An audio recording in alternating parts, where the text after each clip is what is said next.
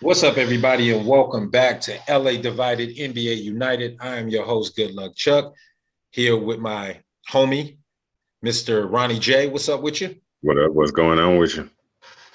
Not much, man. Just trying to rep my Lakers. I got the trucker hat, trucker look, very early 2000s going on in this piece.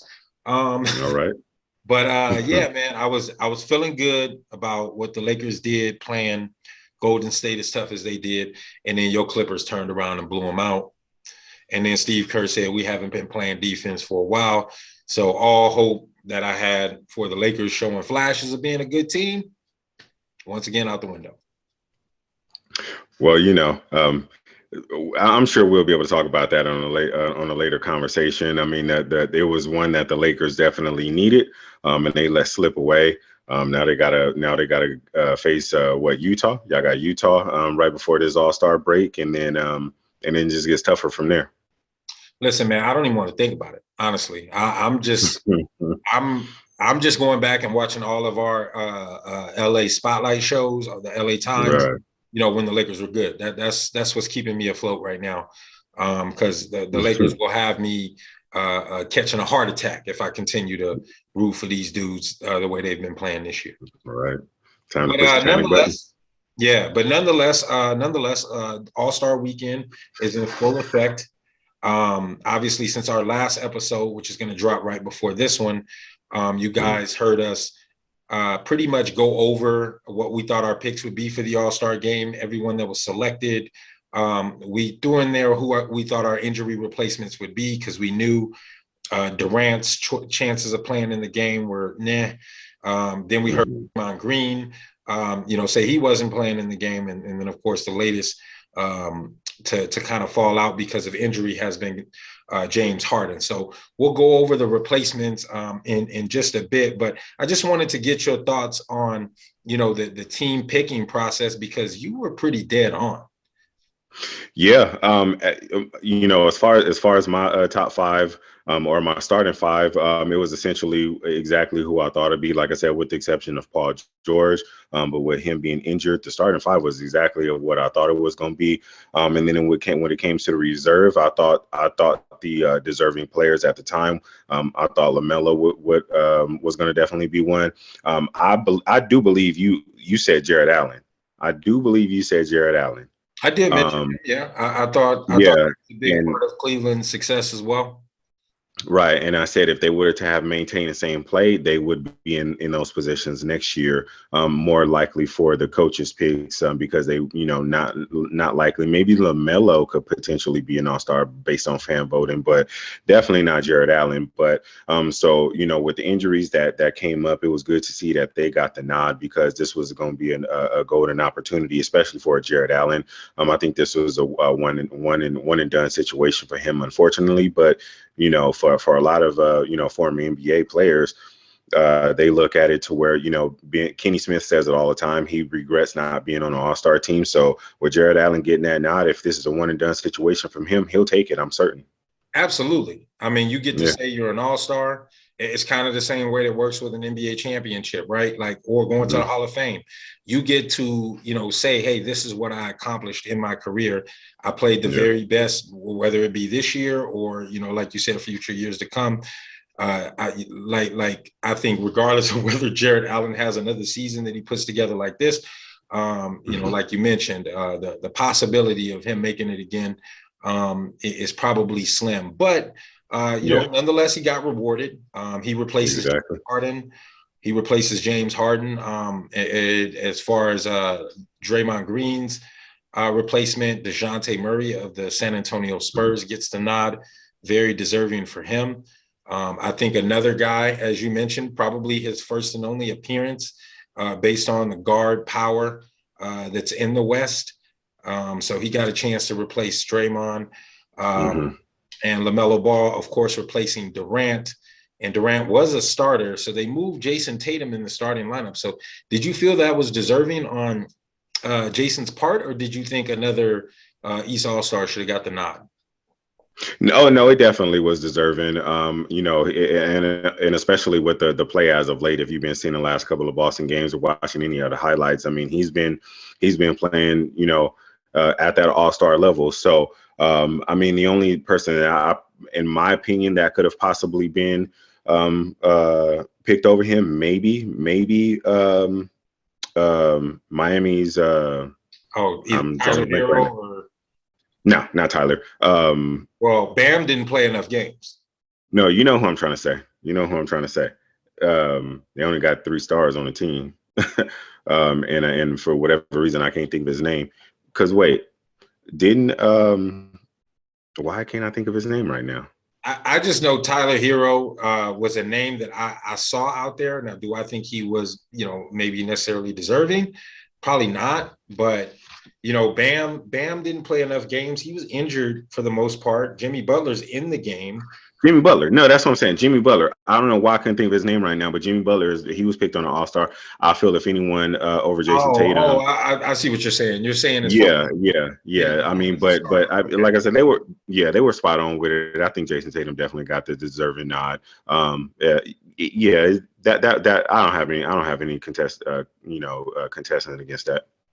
Yeah, no, it was pretty spot on, like you said, and the picks, and obviously I was a Lamelo Ball cheerleader. I thought, just for the simple fact that Lamelo's flashy, he's obviously a great player, and the game needs showmen. We need to know that when the Steph Currys and the James Hardens and obviously Russell Westbrook, who's lost a few steps, when they step away, we need these dynamic guards, the Ja Morants, the Kate Cunninghams, the Jalen Greenes of the world, to step in and obviously take the mantle of being these superstar players. The sooner LaMelo can get into this game, I think the more eyes that gets on him, and obviously making it in his second year, man, that's an amazing accomplishment. Right. And like I said, I felt like as long as he continues to add and build on his game and just takes his game to the next level, he'll always be in contention. That's why I was saying, as far as him, with years to come, it was going to be there for Dejounte Murray and Jarrett Allen. Those are the 2 names. Like I say, I mean, kudos to them for getting there this year. But LaMelo, of the 3, LaMelo is going to continue to get picked, possibly by the fan voters, just because of his style of play. I mean, he's a very exciting player to play. And he's brought a new light into Charlotte. Absolutely. Yeah. Well, let's move on. Obviously, we can talk All-Stars all day long.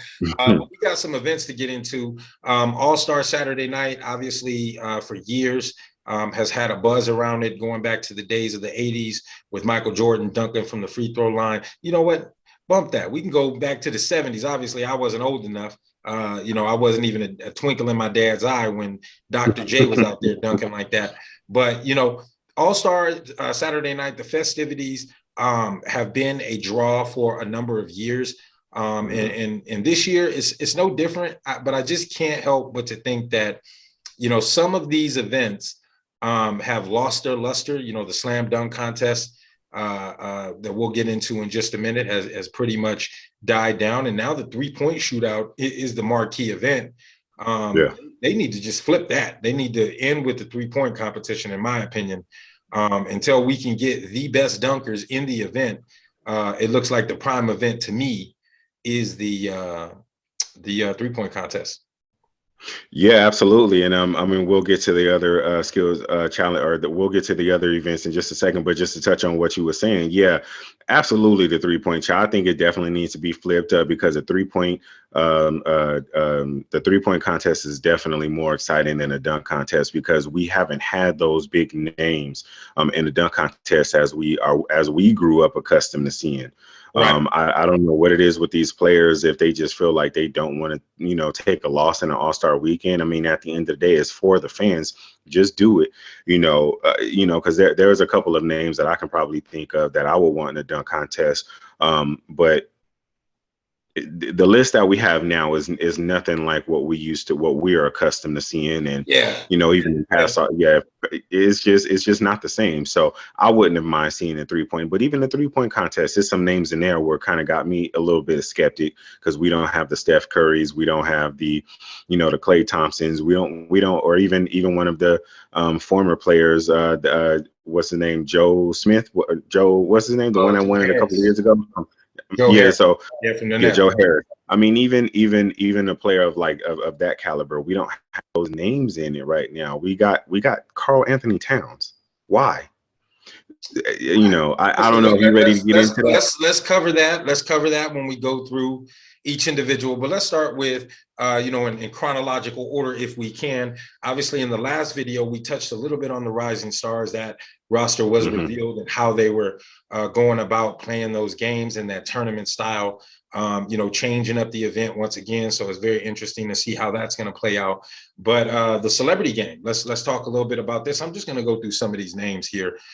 Jimmy Allen, singer-songwriter. Brittany Elena, host, actress, athlete, and God damn, how many monikers is she holding here?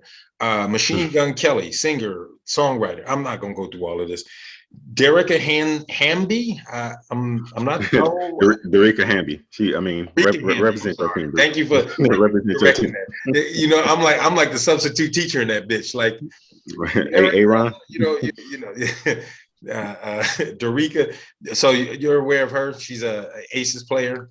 Yeah, Aces player. I mean, some of these things, I'm trying to figure out why the format was changed, because I went into that last time where I was saying that I feel like some of the women should get spotlight, not realizing or remembering that they have their own All-Star weekend. I liked it better when the old NBA players were in it. It gives you a chance to kind of relive some of the glory days and so forth, and get some of our favorite players to come back, even if they are outside of the possibility of even playing. Just the fact that we see them out there playing, it kind of takes away from that luster of the celebrities, the celebrity game, because it was one of my favorite events as well. Like, for me, All-Star Weekend starts on that Friday night at 5:00 with the celebrity game. And as I look, as you were going down the list, as soon as you said Machine Gun Kelly, that's when I wanted to stop. When I heard his name, no offense to him, I mean, I'm not really a big fan of his music, but to see him in an All-Star game or All-Star weekend, it's just not sitting well with me.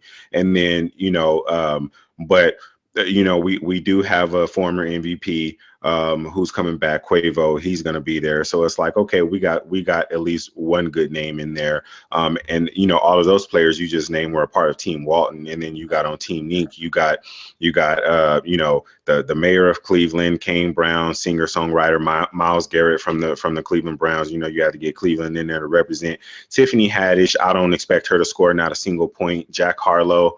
I don't know if he's been practicing with Tyler Hero, but it's gonna show, right? Then he put that in his song. He said he said himself that he was getting lessons from him, so to speak. But so and then we got some Olympic high jump champion in there. You know what? I'm not looking forward to this event at all. This is one of the first times in like a while, with the exception of the COVID All-Star. The whole COVID year, it was just a wrap. And as far as the celebrity game, this is the first one where it's just the DVR is just gonna set, and whenever I get to it is when I get to it. First thing I thought when I looked at these names, where's Kevin Hart? Kevin Hart retired. But I'm saying like that's just the way I looked at it, because Kevin made this game entertaining, even if he wasn't necessarily a player in the game. Would be nice to get him to either be a coach or a commentator in some fashion or form. I hope he shows up to the All-Star game, because he definitely does make it entertaining. Nick Cannon, another guy, because they kind of go back and forth with each other. And when I look at it, obviously Machine Gun Kelly, I haven't seen that dude play a lick of basketball. I have seen Jack Harlow play, and he played, I believe they had like a little 2-on-2 celebrity game with it was Harlow, 2 Chainz, Quavo, and one other rapper is escaping me. And it was like one of the things that came through the quarantine situation a couple years ago. And I have to say, Jack Harlow can play a little bit. Now that you say that, it is kind of coming back to me. I actually forgot about that. So I do expect Quavo and Jack Harlow to kind of go at it with each other. Like I said, aside from there, I mean, maybe we will get a Kevin Hart appearance. I mean, his protege Tiffany Haddish is going to be there. Maybe he shows up. Hopefully it does. It'll bring a lot more entertainment for that particular event. But like I said, I'm not looking forward to this event. It'll be one of those things where if Kevin Hart was there, we'll get an alert. We'll see something. We'll see it on the feed.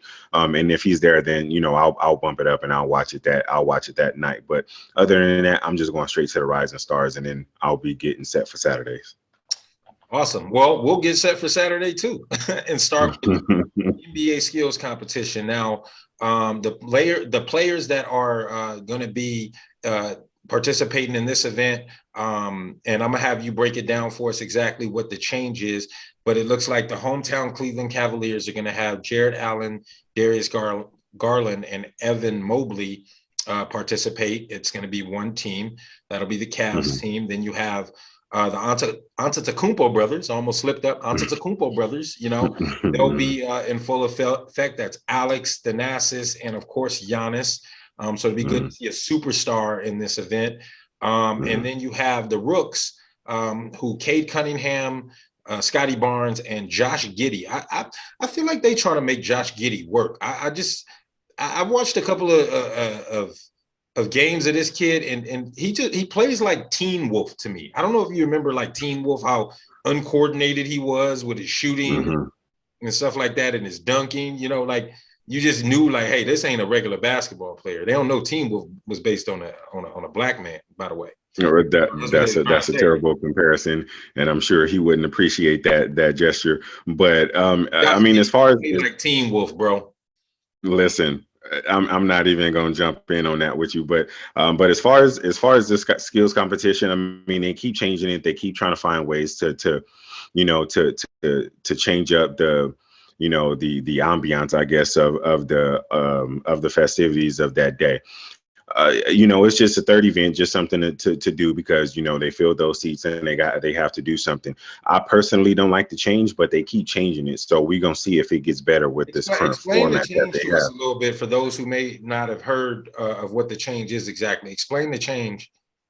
So it's still going to be based on the three skills of shooting, passing, and then as far as like a relay. So the way how they are breaking it down, with the team shooting, they're going to shoot from different spots on the floor between 10 to 30 feet. And then they're going to, they cannot repeat the same shot consecutively. The points is going to add up to a total score of 100 points or 100 points for that particular challenge. And then round two goes to team passing, where all players on the team is going to participate with each other. They're going to have 30 seconds to complete passes into three oversized moving targets. So that's the one where the passing is always the major factor in the pass skills challenge. When they're running up the floor, it's that pass that usually stops them. So now the way how they're changing it, there's no essential obstacle course. So basically it's like they just slowing everything down and making you and having a challenge to that particular skill. no pun intended on that. But so the way how they're going to break it down and actually stop the flow may make a difference on who I think is going to particularly win this challenge.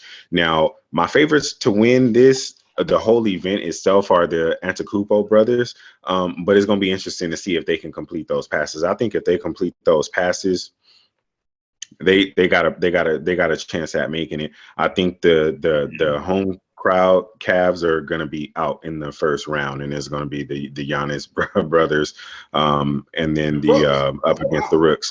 Look at you disrespecting Cavs, putting out 2 All-Stars this year and the potential rookie of the year, and you really just shitted on them right now. Them jitters, them nerves is gonna get them. They got a lot at stake. They're gonna have to hold it down for the home crowd, and when you got the crowd on your back, sometimes it might just get too overwhelming. They might come out with some nerves, and that's usually what takes them out of the game. And it's gonna be that particular challenge that's going to throw them out, because I think when it comes to the final round with the half court shots, I mean, Giannis and his brothers, I mean, they're lanky, they're tall, they will be able to get those shots up. And I just think when it comes to the repetition of shots, one of them are likely to have one fall before everyone else. I mean, like I say, that's just my opinion. I think it's going to come down to the big men in this particular game, as long as they can get those passes completed. If they can get the passes completed, I think it's going to be over like quickly. Well, listen, the first of all, when you were explaining the directions or how this event has changed, it really sounded like the old two ball event that they used to have back in the day with the hot spots that had several different numbers, and then you would have to hit all of the spots before everyone went to half court to shoot that half court shot together. And they would pair a legend, a WNBA player, and a current NBA player. And that's what this event sounds like. Now, I'm interested to see, like you said, this passing obstacle is always a challenge. And I think that's why they went away from this skills competition, because at the end of the day, that's pretty much who won the event. Whoever got that pass was pretty much like, short of if you couldn't hit a three on the other end, then you were going to more than likely lose that competition. And I remember I remember the speeds of this event. We're getting, I remember when it started, it used to be like 30, 40 seconds. You know, you had some guys that were, running through this event literally in like 20, 25 seconds. Because it was time. It was going based on the time. Like I said, I think they played with it back and forth. It was going based upon the time. And then, like I said, it was always the pass that stopped a lot of players. That pass would allow them to get off that 3-point shot, sometimes 2 and 3 shots before the other person can even complete the pass. So now that you take the timing aspect out of it and slow it down, I mean, it's going to be interesting to see. I just hate I just don't like the change. But I guess they have to keep making the changes in order to make the events more likable, I guess. So it's like I think what you mentioned about the time situation, like I said, you get these guys finishing this obstacle course in 20 to 25 seconds, my man. We're talking about an event that's probably slated to run anywhere between 15 and 30 minutes, right? They probably got it slotted for that, because each event usually starts at a specific time or around a specific time, so that they can end the event at 8 o'clock. So when I'm looking at that, I'm saying, like, these skills competitions, they even doubled up and they were adding the big man into them. And what they were realizing is this event was only lasting about 10 minutes.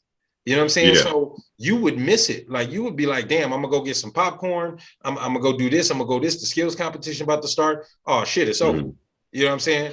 It's over. Yeah, I mean, it's quick. You definitely have to stay in your seat to catch it. But that's the whole point. It just starts off the night. It's just something to kind of get everybody warmed up and get them in their seats and lead into the main two that everybody is accustomed and ready to see. Yeah. Well, I'm taking the Cavs, by the way. Let's move on. You got the Antetokounmpo brothers or whatever. I do. I got the Antetokounmpo. Dunk contest. I'm gonna start with this, even though it's gonna be the event that is the night's finale. The dunk contest, will feature Juan Toscano-Anderson of the Warriors, Jalen Greene of the Houston Rockets. Obi Toppin is the defending champion, if I'm not mistaken, and then Cole Anthony. And my first thoughts, on this lineup, Cole Anthony, first of all, can fly. He's a jumper. Toscano-Anderson has had some dunks. I mean, you know what I'm saying? He's had some dunks this year, some poster dunks. And I'm going to get into where I think they need to change this event, but I know why they wouldn't do it.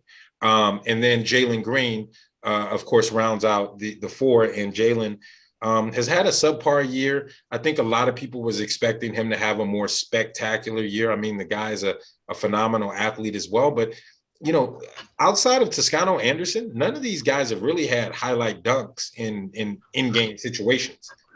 I was just about to touch on that. I was just about to say Toscano-Anderson is the only one that I've seen, obviously aside from Obi Toppin. He's the only one that I've seen that has made me think like, oh, I remember seeing a lot of his highlight dunks. And if you are not watching the highlights, because no one is playing an Orlando Magic. We are just not getting Orlando Magic games That's for us true. to see Cole Anthony. So, so Cole Anthony and Jalen Greene are definitely the two where everybody is probably saying who, because they aren't notable names. They aren't the names that we're familiar to and seeing dunk contests. They aren't the best players on it. Well, I'm not going to say they're not the best players on the team, but they're not the top players in the NBA to where we grew up accustomed to seeing certain names, and we wanted to always see those certain names out there. So, once again, this one is going to be quick for me. Obi Toppin, I'm expecting him to go back to back with Toscano Anderson to be the runner up. Cole Anthony can jump, and Jalen Greene can jump, but I believe those are just in-game dunkers. If you and you'll understand exactly what I'm saying by one name. I'm gonna say that was in the dunk contest who let everyone down, Shannon Brown. Yeah, I think that's what they are. They are Shannon Brown. They are in-game dunkers, and they don't. I don't think, unless they're gonna surprise me, I don't believe they have the repertoire, or the skill set to come in with games without the momentum of a game presence. I think it's gonna be a lot of missed dunks on their end, and it's just gonna be a quick and easy shutdown. Toscano Anderson and Obi Toppin in the finals for that. So, but I'm interested to hear on the change up that you want. What do you? Well, first and foremost, Jalen Greene fan club, please do not attack Ronnie and his on Jalen Greene being a nobody. This is number 2 pick in the draft. No. I didn't mean to say he was a nobody. I'm saying as far as household names. Listen, I'm just telling you how I heard it and how they heard it. No. You know what I'm saying? All right. When you get a bunch of green in your inbox, you understand why. The green hive is going to be coming after you. Disrespect. I'm here for it. No, I honestly think this is Jalen Greene's stage. This is his opportunity to show what he has and what he's not been able to do. See, here's the thing about like some situations that guys go into. You look at Cade Cunningham, right? He gets the keys in Detroit. He gets the keys. It's his team. He's the one that's bringing the ball down. He's the one that's deciding. Houston is going with a more traditional route, playing Jalen Greene at the 2, and they're playing a guy by the name of Kevin Porter Jr. at the 1, a guy that's trying to make his way in this league. And when I watch this team play, and one of the reasons why I don't think Jalen Greene is on the tips of everybody's tongue is because he went to the wrong place. He went to a situation where, clearly Houston was looking to tank. They didn't really, care about their season. They traded their big star or whatever.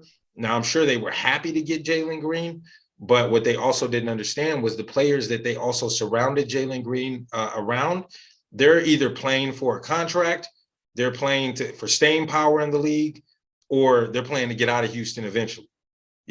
So you're surrounding this kid with a lot of veterans and young players that are in tough positions. So I think Jalen Greene is going to show up and show out, and I wouldn't be surprised if he wins this.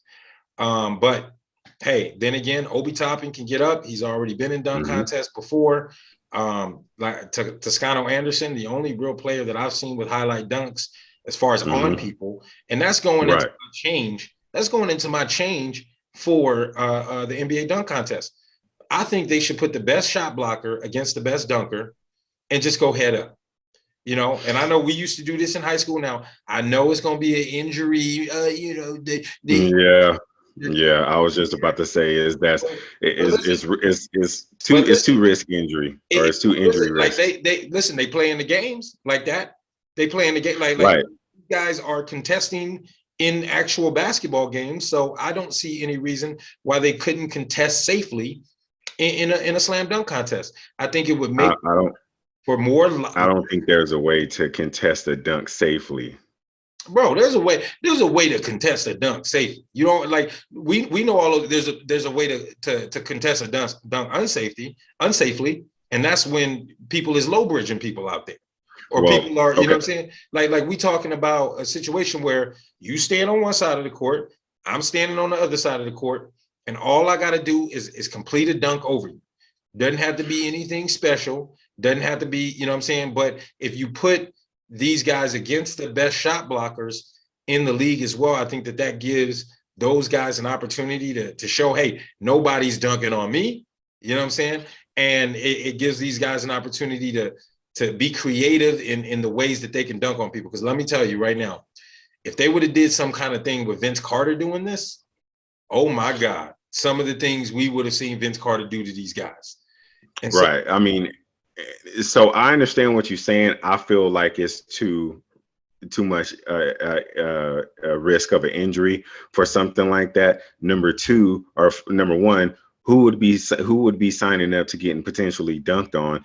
And then most importantly, the dunk contest has always been based on the creativity of the dunker. You can't be really that creative. Some of these names cannot be that creative on top of dunking on someone at the same time. Otherwise, we wouldn't need the dunk contest. We would just do playback of all of the best dunks during the year, and it would be who got the best dunk on. Why would we? And right now, it would be Joel Embiid. I think Joel Embiid over Jarrett Allen is the best dunk so far this year. I mean, and this is maybe because it's recent. Maybe because it's only recent is probably why I'm saying that. No, go back and watch that Kyle Kuzma dunk on Embiid. Go back and Kyle Kuzma. Kyle Kuzma has the dunk of the year right now. I don't remember seeing that one. So yeah, I'm gonna definitely have to look at it. But again, the way your format is, I mean, it's a little bit intriguing, but at the same time, I think is like I say, I don't know who would sign up to get dunked on, and then number two, I think is too risky of an injury. Come on, man. These dudes are NBA players. Not straight up head to head, because if you got big names, I mean, unless we bring in G League players in to get dunked on and they just want to be a part of the event. Look, when you look at this lineup, is it not fringe G League players for the most part? Is it? Well, and that's what I'm saying. That's what I'm saying. You trying to come up with a way for it to make up the dunk contest a little bit more exciting, when we wouldn't need that if we had the household names and the all-stars themselves participating in the dunk contest. Let me just pull this back 1 second, right? It's because I know out of nostalgia purposes, we always want to think that every year Dominique Wilkins and Michael Jordan was in the dunk contest. That is not the truth. You know, you got to sprinkle some Spud Webb, some Larry Nance, some Sean Kemp, some of the guys. Hold on, time out. I gotta stop you. Did you just start off with saying Dominique, Jordan, Spud Webb, and then jump to Larry Nance? Is that what we do? No. I'm saying that it wasn't always Dominique and Jordan every year. Well, I'm saying that we haven't, but throughout the 90s into the early 2000s. Let me make my point, because you kind of got out what you said and why you wouldn't want to do the format. And I just want to skip back to that real quick and make this point. Okay. At the end of the day, people are signing up to be NBA players. And I'm sure you can incentivize guys in the same way that you've been able to incentivize these guys. Saying no one would sign up to get dunked on. Well, if you put a 20 grand or 50 grand purse and say, hey, if nobody dunks on you, you win the whole entire purse. I guarantee you there'll be some guys up there that say, you know what, give me a shot at it. I'll block all of these dudes. You know what I'm saying? Like, forget about the spirit of competition and understanding that, you know what, if guys were scared to get dunked on, they wouldn't play in the league. You know what I'm saying? You have to, LeBron James, for example, he has an iconic block. Giannis Antetokounmpo just last year in the finals had an iconic block. Blocks are just as exciting to me as any other play. You know what I'm saying? Obviously, everyone wants to see the slam dunk. You know what I'm saying? Everybody wants to see the creativity. And I think in a lot of ways, when you go back and you watch these dunk contests of the older years, right? First of all, Zach LaVine to me is the best dunker in NBA history. You know, he's better, in my opinion, he's better than Vince, and he's better than MJ and all of these guys. Because when you look at his pure ability to get off the floor and be explosive, some of the dunks that he was doing in the contest, him and Aaron Gordon, by the way, you know what I'm saying? I'm glad you. And these are, once again, guys that are not household names. Zach LaVine is now, based off of what he's been able to do, what kind of career he's been able to put together. But not so much Aaron Gordon. Aaron Gordon hasn't been an all-star yet. He hasn't been, on anyone's list. He hasn't been an all-NBA or anything. So Mhm. he made a name for himself in that dunk contest. And that's why I'm saying, like, guys like that will take the chance. These are guys that have pride. They have the willingness to want to compete and put on a show for the fans. You know what? I'll probably have to blank this out, but fuck these superstar dudes who are divas and don't want to, dunk in the dunk contest. A few years back when LeBron James kept teasing people. No, because the dunks you're doing at the end of the day are dunks that it's not like we ain't never seen them before. They're just being done by Right. you. That's Right. what most people get excited or hyped about. But some of the best dunkers, like as far as like guys that can get up there and be creative, aren't even in the NBA. These are guys like they've got a whole dunking league in certain cases. I think TNT tried to dabble in that a little bit when they did like a dunk master type show. Mm-hmm. So it's like any of these guys in the NBA, don't get me wrong, it would be nice to see LeBron go against some of the other athletes, the Ja Morants of the world. In fact, I think Ja Morant was in it 2 years ago. Yeah. So it's become a rite of passage for rookies. It's become staying power for vets. It's become defend your title. That's what it's become right now. So we keep wishing for these names, but I'm going to be honest with you. I just want to see some action.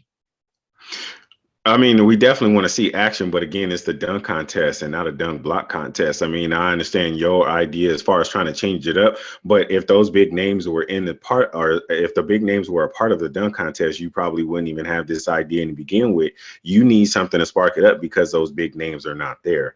And if those big names were there, we wouldn't even be having this conversation. We would just be excited to say that we just be excited for the dunk contest, and we would be talking about that last instead of before the 3-point contest. So give me the scenario. Who's your 4 picks for the big names that should be in this year's dunk contest?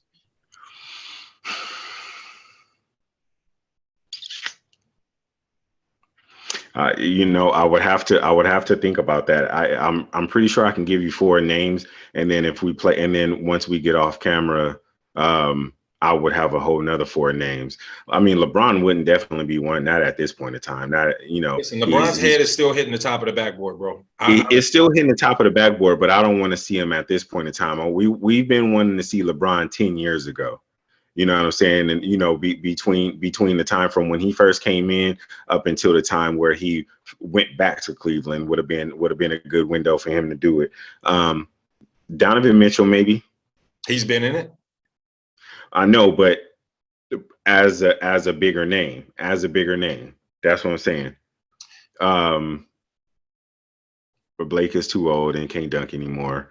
That's what I'm saying. I cannot think of the names off the top. But if you gave me 10 minutes off the off camera, I'm pretty sure I can give you those 4 names. We'll do. You know what we'll do? We'll do at some point we'll do a dunk contest show. Where we talk about, what dunk contests impact us. Because I really want you to go back and dive into the archives of this, because the Darvin Hams of the world, the D Browns of the world, when we were in the 90s, these were the guys that were performing in these dunk contests. It wasn't right, and not necessarily household names, but they were going up against the household names, is what I'm saying. Who did D Brown go up against in his dunk contest?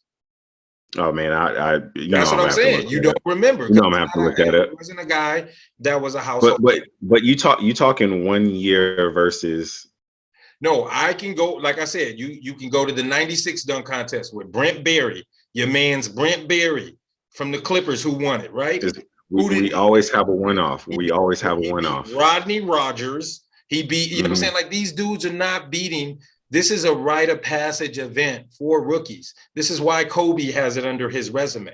This is why a lot of the greats, Michael Jordan, like you said, they had this title underneath their resume, and they just went to defend their title because these guys were young cats. They were young. They had spring in their step. They didn't care. And that's why I'm saying, like, a guy like Jalen Greene, this is a perfect event for him to have a coming out party. And so I don't so much mind. I don't care about the big names. I just want you to wow us. Show us something we haven't seen before. That's what these guys like. The best contest I can think of in recent memory is that Aaron Gordon, Zach LaVine. Is Aaron Gordon, yeah. So And they were not household names. Hold that thought, and we'll talk about this because I'm gonna call you Saturday night. That's the first thing I'm gonna call you on Saturday night after this dunk contest is over, and we're gonna see if that conversation is the same. We're gonna see. All right, well, let's move on. We definitely took a little bit long with that one, but I mean that's an argumentative topic because, like I said, I don't so much mind the guys that are participating in this year's dunk contest. I just hope they go out and show out. You know what I'm saying? Yeah. Let's move over to the 3-point contest. We have the aforementioned Zach LaVine. He's performing here, so he won't be dunking. He'll be shooting threes. We've got Desmond Bane, Fred VanVleet, CJ McCollum of the New Orleans Pelicans now. Luke Kennard. Oh, your man. Is he actually playing and still participating in this? I know he was hurt. Yeah, no, he playing. Okay, Patty Mills and Karl Anthony Towns, your favorite. And of course, Trae Young. So these players will go head to head in a 2-round time shooting competition. I hate the fact that they only do this for 2 rounds. I almost feel like they should go back to the double court where they can have 2 shooters at the same time. At the same time, yeah. In order to go back to a 3rd round. So, keep changing the skills competition. They keep changing. Just give me a longer 3-point contest, please. This is the long ball. This is what people have come to know the game of, at least this era of the game. We don't have the marquee shooters in this event. There's no Steph. There's no Clay. You mentioned off cam or off mic, Joe Harris is not in the contest. But we do get Steph's protege, Trae Young. We get some good shooters in here. Luke Kennard is a very good shooter. I'm interested to see Fred VanVleet and how he can shoot. And CJ McCollum is up there. A lot of people don't understand. Like McCollum had just as good of a jumper as Dame did. And that's, one of the reasons why their backcourt would get compared to the Splash Brothers a lot up there in Portland when they were together. So, I'm looking forward to this. And obviously, outside of the big names, I think I would have Luke Kennard and CJ McCollum in the finals. And I think CJ is going to take it. So agreeing with you as in this is going to be the best event of the night. This is the one of the most I'm looking forward to as far as Saturday night events. I'm looking forward to the 3-point contest more than any other event itself. Obviously, my favorite going in is Luke Kennard. I mean, I'd have to stick with my squad.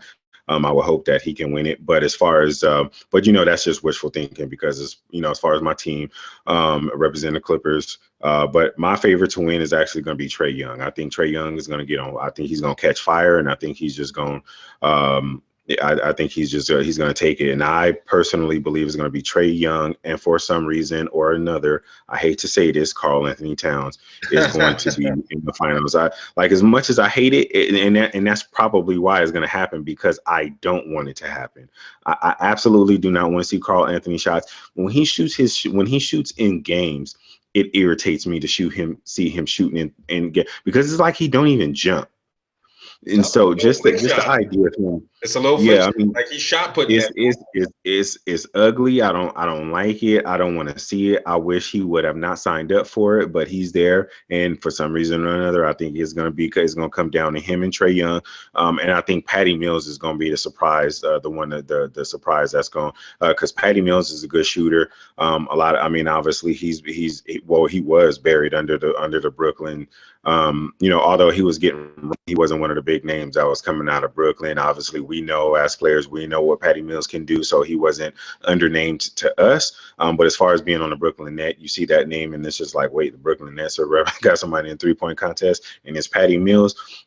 He's going to be my surprise, probably runner up in 3rd place. And I think everyone else is just going to be right there. Desmond Bane is going to finish last. Oh, that's because I think everybody else is going. I think CJ is going to come with a chip on his shoulder. Zach LaVine is going. He can shoot.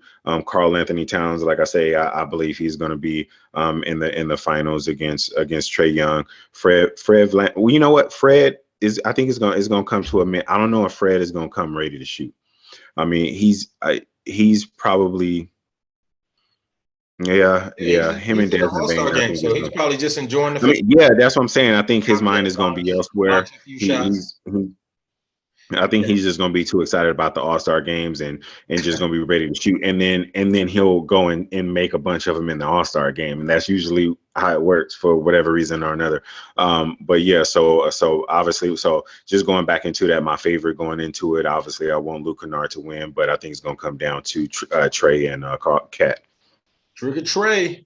Listen, Yeah. man, Cat, no, because for one, Mhm. when I look at these dudes' releases, and Fred is another one, they have very slow releases. Now, obviously, they make shots, and one of the reasons why Carl is there is because he's among the leaders in three-point shooting percentage.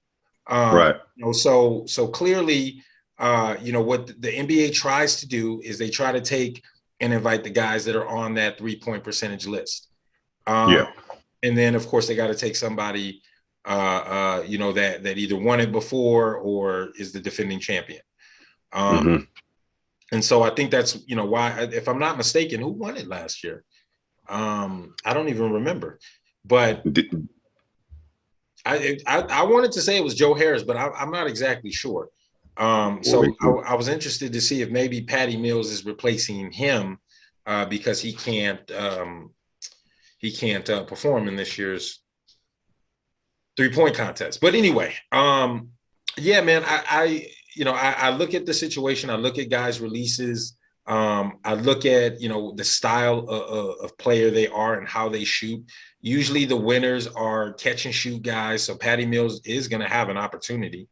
And guys that, like I said, have quick releases and guys that can get off the floor, and really get in a rhythm. Now, Zach LaVine is one of those dudes. He's a streaky guy. So I don't expect him, I expect him to probably hit 20 in the first round and then hit 8 in the second round. You know what I'm saying? Because that's how streaky he can get.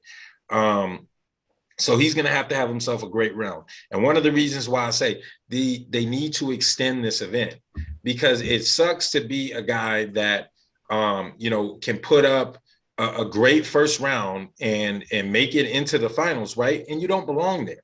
You know what I'm saying? You just had a great rack. And then, the more consistent shooter will be the one that ultimately wins the contest. And so, just based on what I've seen from the event, I like CJ McCollum. Like you said, he's got that chip on his shoulder. He wants to come out and show his ass. So I hope, I'm rooting for him, actually. I'm rooting for him. And I wouldn't be surprised if Trae Young won it. He is obviously the name that is carrying this event. He's the headliner. But Trae always gets this moniker of being the baby Steph Curry. And honestly, the only comparison that they have is that they both shoot deep threes. In fact, Trae shoots more deep threes than Steph does. But other than that, their shooting style, their forms, how they get their shots, none of it is the same. So, even though people want to, kind of peg this guy as the next guy when it comes to Steph, I just don't see it. But best of luck to him in the contest. Yeah, and Steph, your boy Steph Curry was a 2021 3-point champion, Buddy Hield the year before him. Joe Harris was 2019. So yeah, so what? That's what I'm saying. So with all of that being said, and the reason why I feel like Karl Anthony Towns is going to be there, I don't even think he's going to finish all of his shots. But what's going to happen? You know how the 3-point contest is, like they'll give you that money ball rack. Yeah, that money ball rack.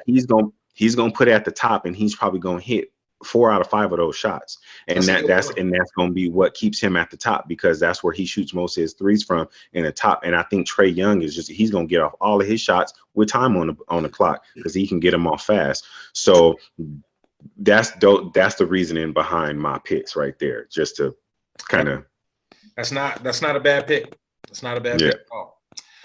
Well, you've got our predictions, you've got our information, and now all you got to do is grab a seat in front of the television and watch, the festivities. And, we'll obviously be seeing you on the other side of the All-Star break. We're going to take a bit of a hiatus, maybe drop some LA divided stuff. But as far as, any deep analyzing on teams or players, we're going to save that until, a little bit after the All-Star break. to hop back into that because I definitely want to dive into this James Harden trade. I think it'll give us a few games under our belt. At that point, hopefully James is back on the floor. He looks like he's been practicing with the team. I haven't seen any remnants of Ben Simmons on the court yet, but like I said, I have a lot of thoughts on that trade, and hopefully I can, maintain those thoughts. I'll go write them down somewhere. But yeah, this is going to be one of the trades I think that changes the landscape of two players' careers. I'm not talking about, the landscape of the NBA. Obviously, people are expecting both Brooklyn and the 76ers to contend. So it wouldn't be surprising. Yeah. But I think James has a certain moniker on him right now that is going to probably diminish a lot of what people thought about him as a player. So he's got some showing and proving to do. And of course, Ben Simmons, who we haven't seen in a couple of years. I mean, this guy talking about criticism in Philly, and you go to Brooklyn. I can't wait to talk about this trade. Listen, same here, and I'm with you as far as hopefully, I'm gonna have to write down some notes of what I wanted to talk about because, I heard Stephen A. talking about it earlier today.